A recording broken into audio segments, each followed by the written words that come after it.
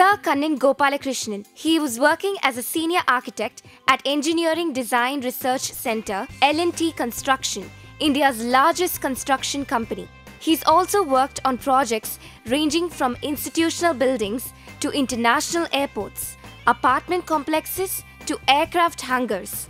He's also attended 3 international conferences and 2 national conferences, and has also presented technical papers at the Jawaharlal Nehru University, Delhi, and the MSRIT, Bangalore. He's also won the national championship at Archaman at the India's largest architecture quiz. Sir Kannan Gopalakrishnan currently runs a design firm, Habitat Design Studio, and he is also a visiting faculty at the renowned architecture schools in Tamil Nadu.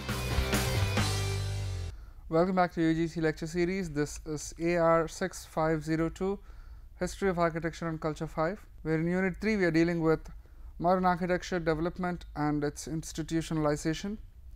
This is lecture 21, where we will be dealing with the life and works of famous architect Erik Mendelsohn, whom we also saw a glimpse of in the previous lecture, where we dealt with expressionism and its character. Today we will be looking at some of his works in detail. If you remember the previous episode, we saw the Deutsche Werkbund and how it changed the way German production was happening, and then we saw expressionism, in architecture. Then we also saw characteristics of expressionist architecture, and in the next episode we will be looking at some of the expressionist architects and their works. Erik Mendelsohn was a Jewish German architect. He was known for his brilliant expressionist architecture which he did in the 1920s. He also was well known for developing something called the dynamic functionalism in his projects for various cinemas and departmental stores which he designed. Not only was he an expressionist architect, but he was also a key proponent of the Art Deco movement and the streamlined modern movement, notably with his Mosaic design in 1921. These early experiences, what they did was they generated a personal philosophy of that defines Erik Mendelsohn himself. It's called dynamism. This concept was demonstrated in almost all buildings that he designed, with an attitude that was both personal from his own heart and expressionistic. One thing which Mendelsohn was very sure of was he used no historical precedents in formulating his designs, which means all his designs were completely his own without any influence of any of the previously known historic styles or precedents. So, the result was his early buildings tried to avoid the eclectic borrowing of the previous styles, something that most of his contemporaries had. People either had Gothic influences or classical influences or Renaissance influences, or even influences of Art Nouveau, art and crafts movement and other styles. His ideas were derived from expressionistic sketches that he had made and the romantic symbolism that drove him. While his earlier designs sort of worked this way, his later designs, Mendelsohn consciously moved away from expressionist architecture, designing a series of buildings in a more linear fashion. He was moving from expressionism towards modernism. In 1933, Mendelsohn fled from Nazi Germany to England, where he gained citizenship. He acted as a design partner with Sergei Shermayev until 1939, when he moved to Palestine. In 1941, he moved to the US, where he established a successful general practice. While practicing, he also lectured to students in some universities, and he also wrote to newspapers and magazines. Let's take a look at his most pioneering work. Erik Mendelsohn in Einstein Tower, he designed a small but powerfully modeled tower.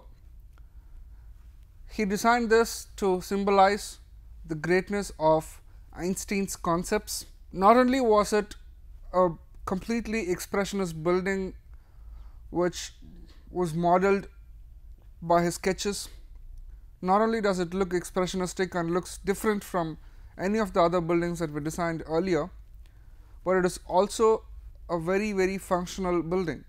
The function of this building was to hold Einstein's own astronomical laboratory. So, for an Einstein's astronomical laboratory, how would an architect go about starting to design something such greatness as that? So, Mendelssohn wanted a completely futuristic, plastic kind of a building, the kind of architecture that you don't build, you rather mold it without any sharp corners or angles, smooth rounded corners, gentle curves. So, for this kind of a design, a plastic design, he wanted a material that could go with his design.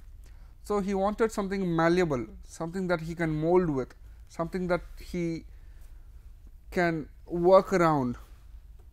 So, he wanted reinforced concrete as a material, which can be made to curve and which can be used to design with whatever plasticity that he wants to put inside this building. But at that point of time, it was right after First World War, and there was huge shortage of all kinds of building materials, and concrete was the material which was most sought after, because after World War a lot of people were trying to build fast, quick type of construction, especially the army and the government buildings, the office buildings, the administrative buildings. All these buildings required quick construction and they all sought concrete. So, the concrete was not completely available for the building. So, Mendelssohn had to accept the fact that he cannot get only less amount of concrete, and for the rest of the building he used brick. So, majority of the portion of the building was done in brick, and a few portions here and there they were done in concrete. So, as a result, the total external effect of the building was done by rendering the surface material. Even so, one person called this building the sarcophagus of architectural expressionism. We all know what sarcophagus means, right? We studied it in ancient Egyptian architecture, and we remember that sarcophagus is a place where they put the body or the mummified body of an Egyptian king inside a pyramid. The sarcophagus is the box in which they put the king. It is also used to describe something of great importance. So, if you take parallel from that, the sarcophagus of architectural expressionism is one of the most brilliant titles that a building can get. Not only that, this building is also one of the most brilliantly designed original buildings of the 20th century. So, in German it is called Institutionalisation-3.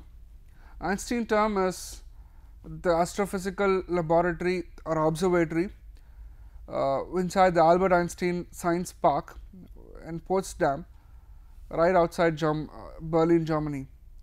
It was built on the summit of the Potsdam Telegrafenberg to house a solar telescope, which was designed by a famous astronomer, Erwin Finlay Freundlich. The telescope supports experiments and observations to validate or prove or disprove Albert Einstein's theory of relativity.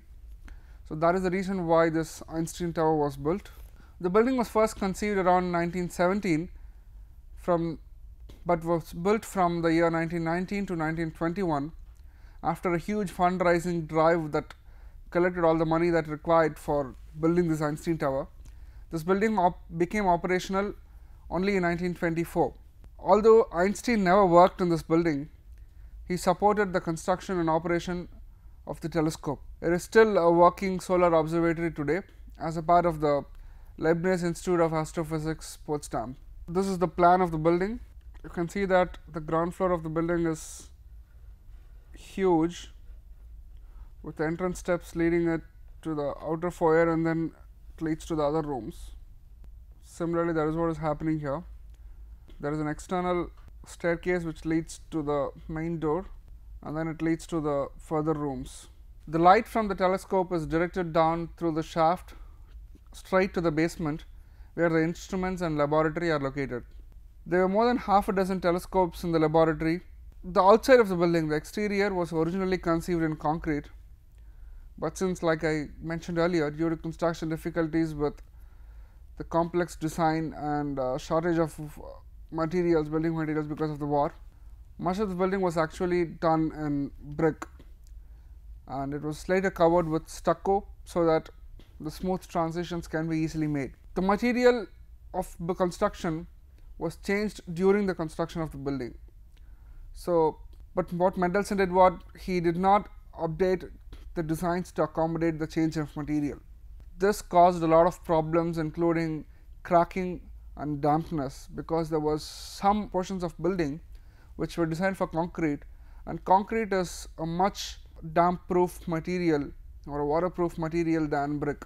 It takes a lot of time for water to seep in through concrete, while it takes very less time for water to seep in through brick.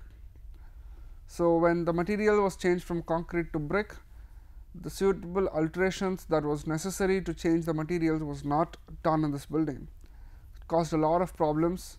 There were cracks that developed. The building was completely inundated with dampness, and dampness causes a great many problems to the buildings, and you guys know that. This is the section of the building. This is the main central section, and this is the lateral section of the building. The entrance, main door, which leads to the main tower area. The tower rises for another 5 floors with telescopes mounted on top, with laboratories in the basement. The light from the telescope is channeled straight towards the laboratory, towards the equipment where everything is placed, and that is why I told earlier in the lecture that the building not only looks great, but it also works great. So, let us move on to the next building that Eric Mendelssohn designed. This is the Schocken department store. Schocken department store, it is the main noteworthy characteristic feature of this building is the extraordinary brevity, the simplicity of each piece in this building. Take a look at the building. The building, it's overwhelming in its simplicity. Simply arranged windows. Dissonance triumphs in this work of Mendelssohn's. There is the body of the store, proclaiming its horizontality and its solid and windowed bands, which is completely what he wanted. Take a look at the sketch, and this sketch somehow transformed to this building.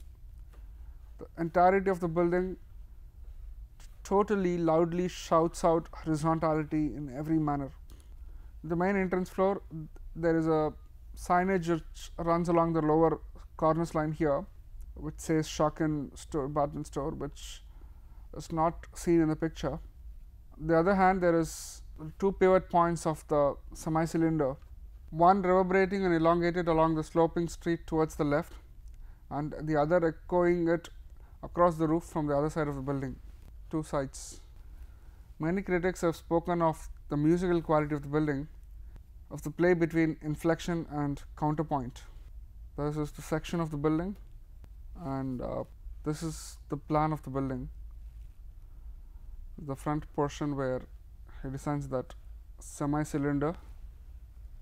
Pretty straightforward plan with simple rows of columns, so that all the things that needs to be put up can be easily put up, with staircases, lifts and other things wherever required, toilets. Simple, functional, very efficient, and very close to modern architecture. These are sketches that he made for the building. It says Schenken in huge letters on top of the building. Signage, different versions of the same design, tried out different possibilities. We all know from the previous lecture that Eric Mendelssohn designs his buildings from the expressionistic sketches that he makes. He makes numerous amount of brilliant sketches, and all his designs evolve and develop from the designs, from the sketches that he had made. We have seen some of his sketches in the previous episode too, and this is another example of how his sketches transform itself into reality. Another famous building which we are going to look at today is De La Warr Pavilion. This building is an international style building. It was constructed in 1935. When he was working along with Serge Chermayeff. This building was considered to be done in Art Deco style by some people, but some other people think that this building is done in international style, whereas some people claim it to be the first major modernist public work in Britain, although it was a fact that this building was preceded directly only by some months by the Dutch influenced Hornsey Town Hall, which got designed earlier, just a month earlier. This building was a pioneering structure in spirit. The purpose of this pavilion, which was completely constructed out of steel, concrete and glass, was to provide accessible culture and leisure for the people of Berkshill and the surrounding areas, and to regenerate the economy of the town and the surrounding area.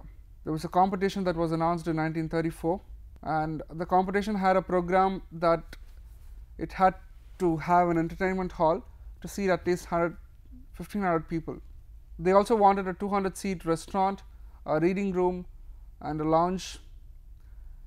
The initial budget for the project was about £50,000, although it was later revised and raised to £80,000. The competition was run by Reba. It attracted over 230 entrants. Most of them were practicing the modernist style in Europe. The aesthetics employed by the building in international style proved especially suited for the building because the building wanted to achieve certain things, develop economy of the place and the surroundings. So, the international style actually welcomed all these kind of ideas. It tended towards streamlined, industrially efficient and influenced designs with expensive metal framed windows, huge expansive windows, so that things can be seen from outside. You can display stuff easily, and it completely cartoned off all the traditional brick and stone work, because they didn't want traditional brick and stone work anymore. They favored steel and concrete construction now. This was the plan of the building, and you can see the lobby, main entrance foyer, toilets on either sides, huge auditorium and the backyard support functions of the auditorium over here, with the gallery like space here on the east. This is the plan of the first floor, with more seats on the first floor of the auditorium looking down at the stage. So, gallery outside the auditorium on the first floor, with the restaurant, cafeteria and the restaurant which they were talking about earlier. The section of the building looks something like this, the north and south elevation of the buildings respectively. Again, look at the signage, very bold, brilliant signages which Eric Mendelsohn creates in his buildings. This is another famous building which Eric Mendelsohn designed. This is called the Mose House. Mose House was the building which he designed in streamlined modern style. Take a look at the building, it's gentle curves. Look at the features that I am pointing at over here, and look at the shape of the windows over here. These are typically streamlined modern architecture features that I am pointing out over here. This is another departmental store, which is the Petersdorf department store, again designed in a combination of streamlined modern style and the modernist style. The building definitely has all the ingredients of the typology of department stores.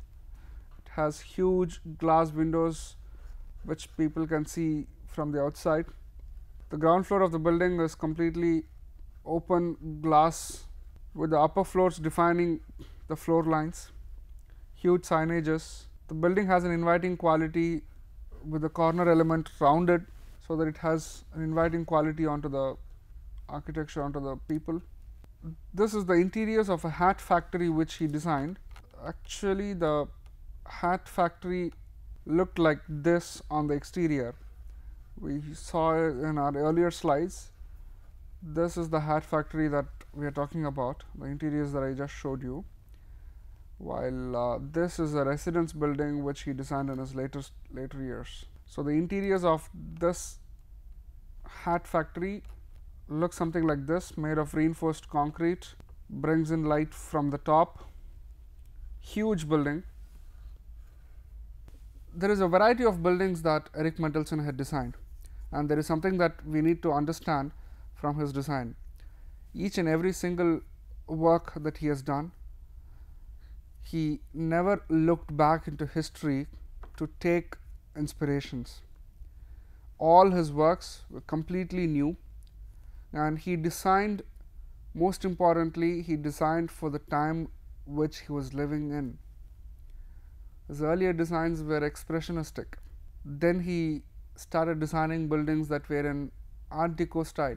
After that, he started designing in streamlined modern style. Then he started moving towards international style and modernism. This architect was living and working between the periods of 1915, 1916 to say 1935 in his prime. This was the prime of his age. This is when he designed most of his buildings, famous buildings. The architecture of Europe changed a lot from expressionism while he started his career to modern architecture when he almost ended his career. He also moved from present day Poland, where he was born, to Germany and to England and to Palestine. He moved around a lot of places before he finally moved to USA, and wherever he moved, he also gets experience from that particular place and that particular surroundings. He learns a lot of those things, then he tries to apply those things into his buildings. Look at the way he changes his way of style from one time period to another time period. Just because he likes expressionism, he doesn't stick to expressionism till he dies. He feels that there needs to be a change in the direction in which architecture is moving.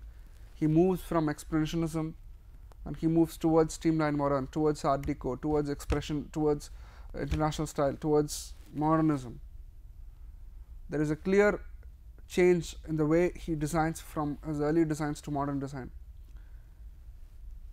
So, in short, to summarize what he is, if you just take the works of Eric Mendelsohn from his younger age to his peak designs, you would have studied the history of architecture in that particular period of time, because he is a master of all the styles that had emerged during that particular period of time. To quickly summarize what we learnt in this episode, we saw the life and works of the famous architect Eric Mendelsohn. We understood his works such as the Einstein Tower, the Schocken departmental store, and the other architectural works. We understood the transition of architectural style in Mendelssohn works according to the time period in which he was working. With this, you should be able to answer the following questions that are going to appear on your screen right now.